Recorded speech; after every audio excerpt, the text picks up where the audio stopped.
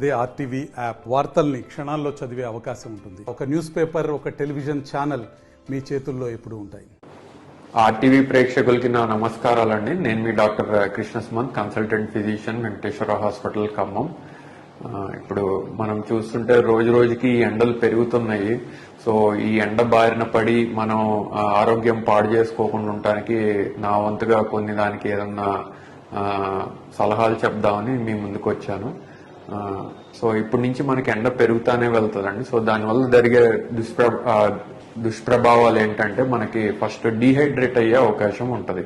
Dehydration అంటే మనకి బాడీలో ఉన్న వాటర్ శాతం తగ్గిపోయే అవకాశం ఉంటుంది. అది చెమట ద్వారా కానీ లేకపోతే మనం వాటర్ సరిగ్గా తీసుకోకపోయినా కానీ ఇన్సెన్సిబుల్ లాసెస్ అంటాం అనమాట. బాడీలో నుంచి వాటర్ శాతం తగ్గిపోతుంది. ఎప్పుడైతే ఈ వాటర్ శాతం తగ్గిపోద్దో మనకి కొన్ని లక్షణాలు కనపడతాయి. ఏంటి అంటే బాగా నీరసం అయిపోవటం, తల దిమ్ముగుంటాం, కళ్ళు తిరగటము, బీపీ డౌన్ అవటము, యూరిన్ తక్కువ రావటము, లేకపోతే యూరిన్ బాగా పచ్చగా ఎర్రగా రావటము, ఇవన్నీ వచ్చే అవకాశాలు ఉంటాయి. ఈ గనక 1-2 రోజులు గడిస్తే గనక మెల్లగా అది కిడ్నీ మీద ప్రభావం చూపే అవకాశం ఉంటుంది. ఒకసారి కిడ్నీ మీద గనక ప్రభావం చూపిస్తే కిడ్నీ ఫెయిల్యూర్ లోకి వెళ్లే అవకాశం ఉంటుంది. కొంతమందికి ఏంటంటే ఎక్కువ టెంపరేచర్ కి కంటిన్యూగా ఎక్స్పోజ్ అయిన వాళ్ళకి, అంటే అదే టెంపరేచర్ లో ఎక్కువసేపు గనక మనం ఉంటే గనక హైపర్ధర్మియా అనే ప్రాబ్లం వచ్చే అవకాశం ఉంటుంది. అంటే ఏంటంటే ఎక్సెసివ్ ఫీవర్ లాగా మోర్ దాన్ 105, 106 కూడా వచ్చే హీట్ హైపర్ పైరెక్సియా అంటాం అనమాట.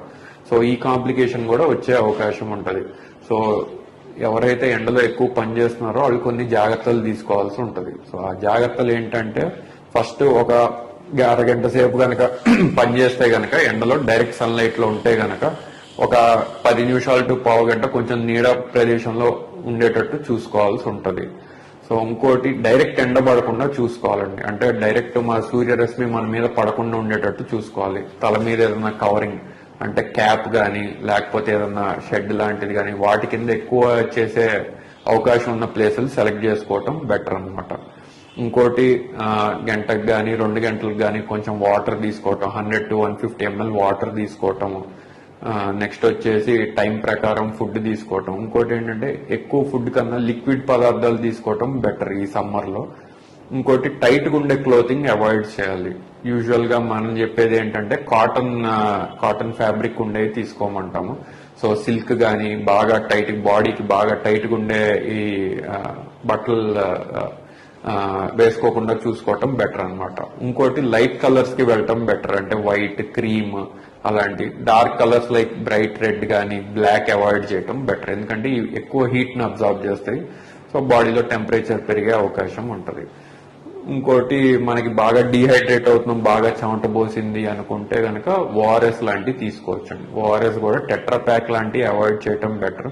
మనకి WHO రికమెండెడ్ ఓఆర్ఎస్, ఎలక్ట్రాల్ ఇలాంటివి తీసుకోవటం బెటర్ అనమాట. సో ఎలక్ట్రాల్ మనకి 1 లీటర్ లో కలుపుకునేది ఉంటుంది, ఈవెన్ 200 ml లో కలుపుకునేది ఉంటుంది.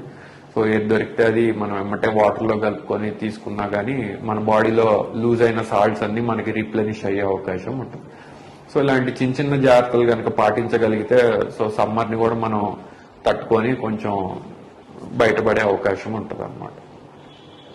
మరిన్ని వీడియోస్ కోసం ఛానల్ ని సబ్స్క్రైబ్ చేయండి. లేటెస్ట్ అప్డేట్స్ కోసం వాట్సాప్ ఛానల్ ని ఫాలో చేయండి. అండ్ లింక్ డిస్క్రిప్షన్ లో ఉంది.